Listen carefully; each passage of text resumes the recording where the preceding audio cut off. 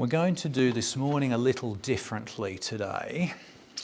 We're looking at Psalm 109 and we're going to read it together, but we're going to read it in 3 sections, and I'm just going to spend a little bit of time talking about each one after we've read the sections. So it's 31 verses long, so I've divided it into verses 1 to 5, then verses 6 to 20, and then verses 21 to 31. So let's read together Psalm 109. This is headed to the chief musician, a psalm of David. Do not keep silent, O God of my praise, for the mouth of the wicked and the mouth of the deceitful have opened against me.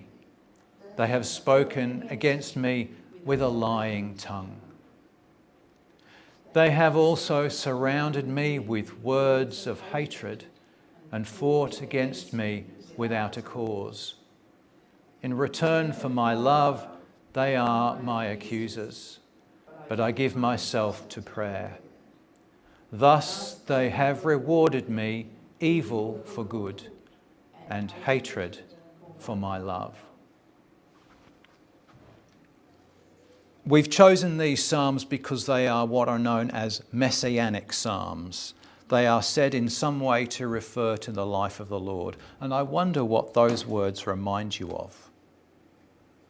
Well, it reminds me of the trial, Jesus' trial. If you look at what's written there, the writer of the psalm is blameless. He does only that which is good, which of course can be said by the Lord, and then he has false accusers arise because of him. So I just want to share with you Mark chapter 14 from 53 to 65, which is one of the accounts of the trial of Jesus. And just have a listen how these words are, we're reminded of these words from the psalm. Now the chief priests and all the council sought testimony against Jesus to put him to death, but found none. For many bore false witness against him, but their testimonies did not agree.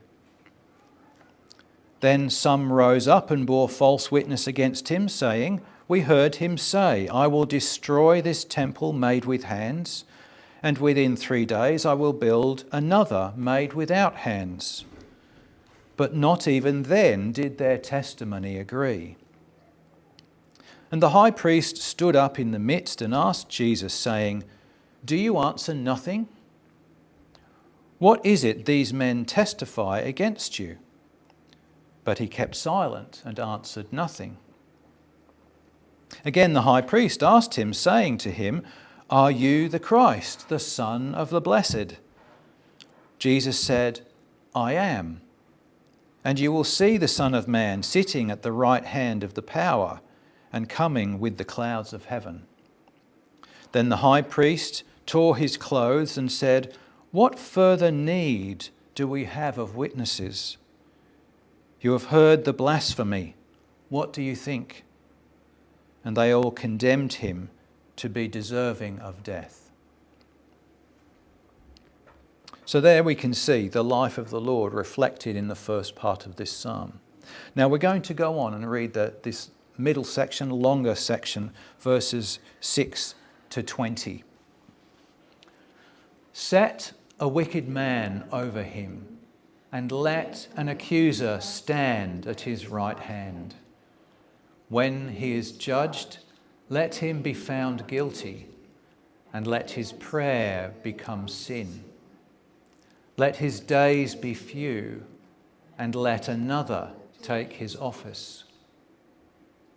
Let his children be fatherless, and his wife a widow.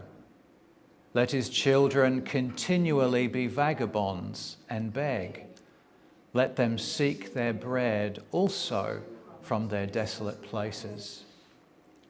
Let the creditor seize all that he has, and let strangers plunder his labour. Let there be none to extend mercy to him, nor let there be any to favour his fatherless children.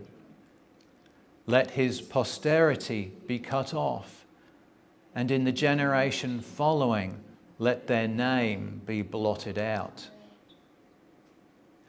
Let the iniquity of his fathers be remembered before the Lord, and let not the sin of his mother be blotted out. Let them be continually before the Lord, that he may cut off the memory of them from the earth.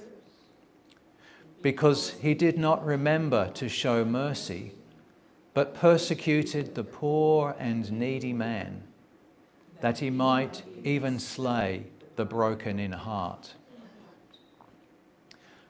As he loved cursing, so let it come to him. As he did not delight in blessing, so let it be far from him. As he clothed himself with cursing, as with his garment, so let it enter his body like water, like oil into his bones. Let it be to him like the garment which covers him, and for a belt with which he girds himself continually. Let this be the Lord's reward to my accusers, and to those who speak evil against my person. So this section's quite a contrast to the one we read before. Quite a contrast. I just want to mention a couple of things here. In verse 6, and let an accuser. This word accuser is Satan. And we see it again in verse 20. You see the same word, accuser. But as we read those words, verses 6 to 20, it's difficult to attribute them to the same person of whom is spoken in verses 1 to 5. You think about the description in verse 1 to 5. Here we have someone who does no wrong but is falsely accused. These words, how do you understand them? So the New Jerome Biblical Commentary makes this comment about this section. Some hold that these are the psalmist's words, his prayer against his enemies. Others understand them as those of his adversaries quoted by him. And then it says the latter is more likely. So if you think about these words, you cannot imagine someone who only performs what is good saying this of anybody else, can you? There seems a fundamental contradiction here. And this is what this section from this Bible commentary is suggesting, that this is actually him quoting what his enemies are saying against him. However, there's some problems with that.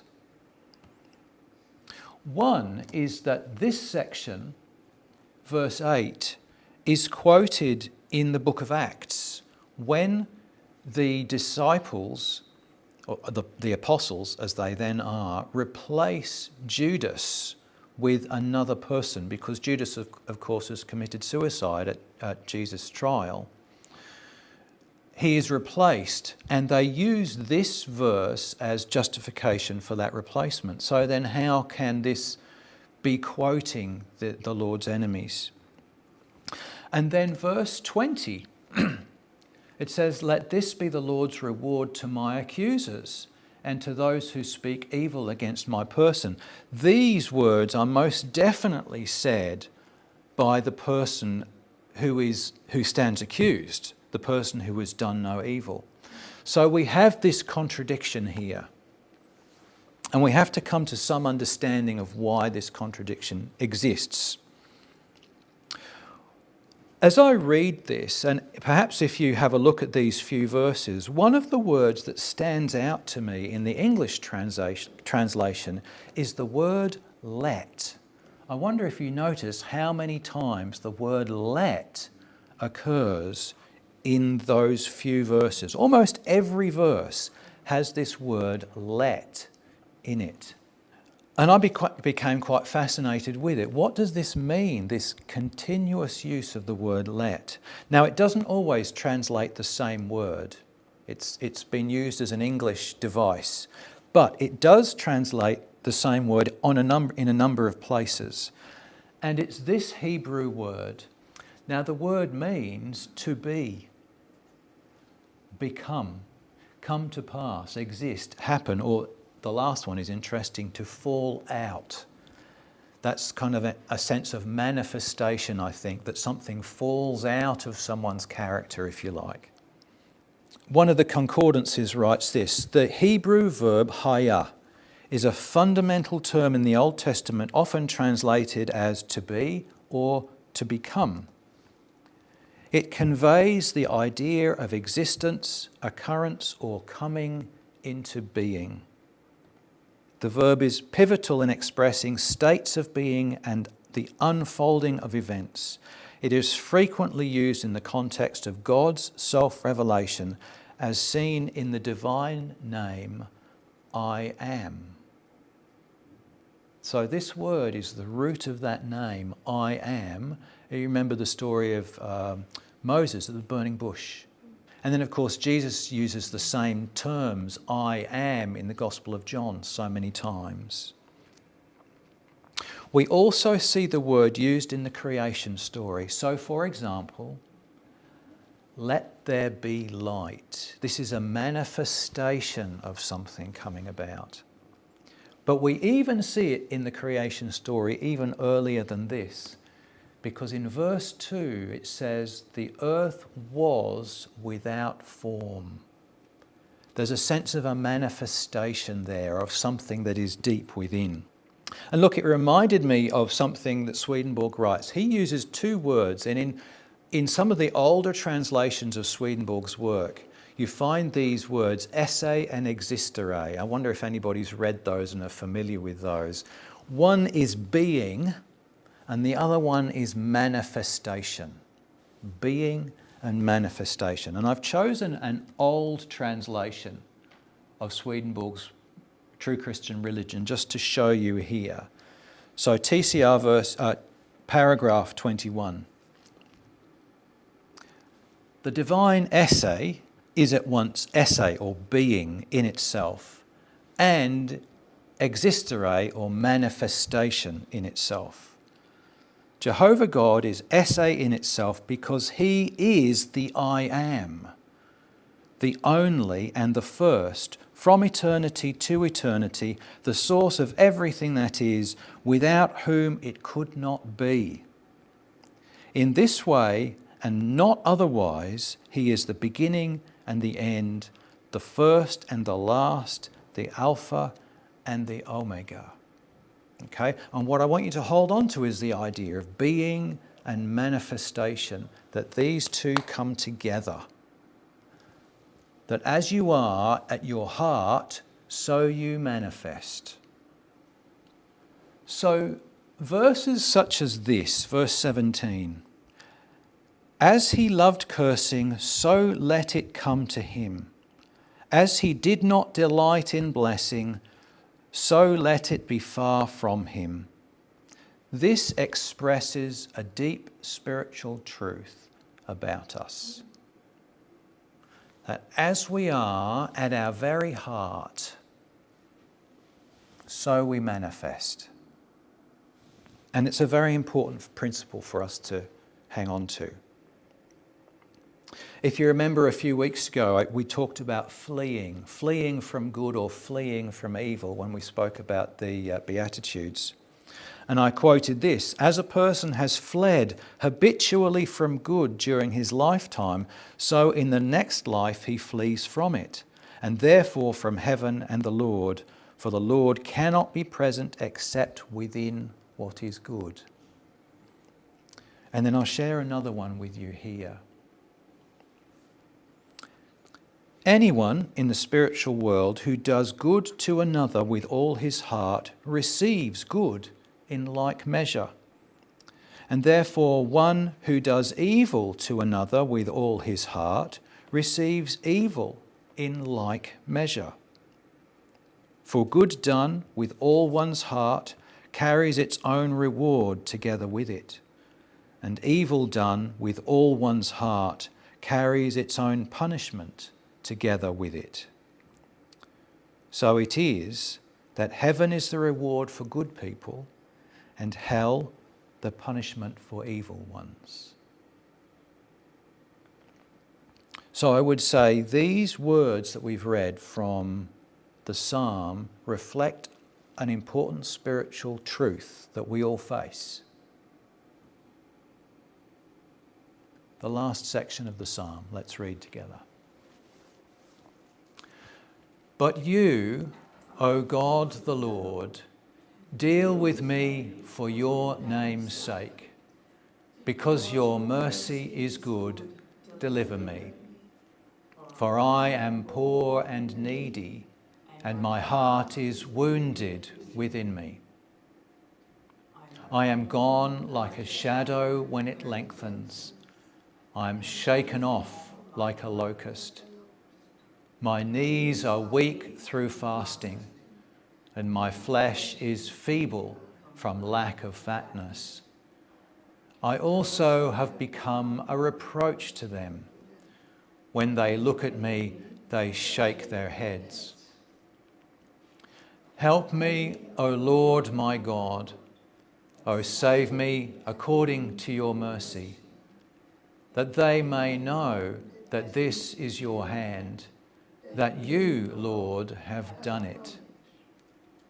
Let them curse, but you bless.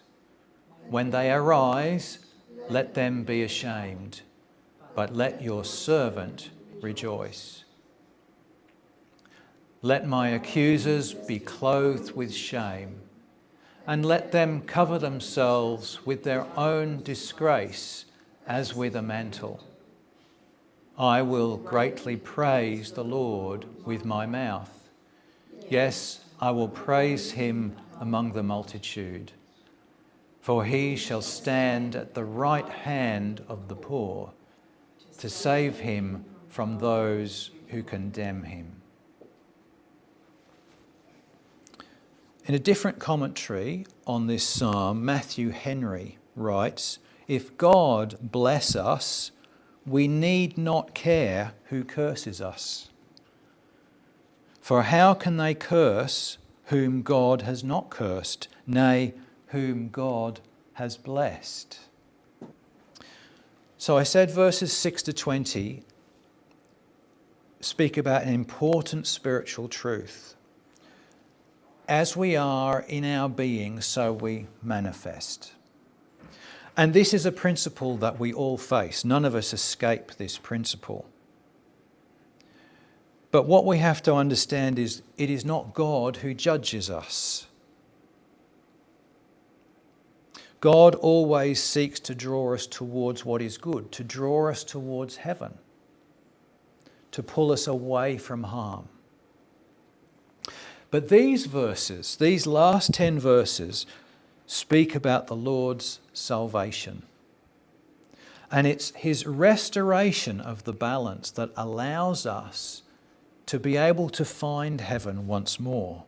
Because without that divine input, that divine work in our lives, we are all doomed. Let me share some passages from the teachings again, just to finish off today. There is nothing of good and nothing of truth in a person except from the Lord. All evil and falsity are a person's from his own. And any person and spirit and even angel, if left in the least to himself, would rush of himself into hell. That's the reality of our lives. Without the Lord, that is what we would be. He continues, "This is acknowledged by angels, and he who does not acknowledge it cannot be among angels. It is the Lord's mercy alone that liberates them and even draws them out of hell and keeps them from rushing thither of themselves. That they are kept by the Lord from rushing into hell is manifestly perceived by the angels." That's quite an interesting statement, isn't it? The only reason the angels are in heaven at all is because of the presence of the Lord. That's it. It's the only reason. This one talks about the Lord's work in the world. The Lord came into the world and took on the human state of being with all its weakness. For by doing so, he was able to be tempted as regards the human, and by means of temptations to suppress the hells. He was able to restore every single thing to obedience and to order, and to save the human race, which had removed itself so far away from the supreme divine.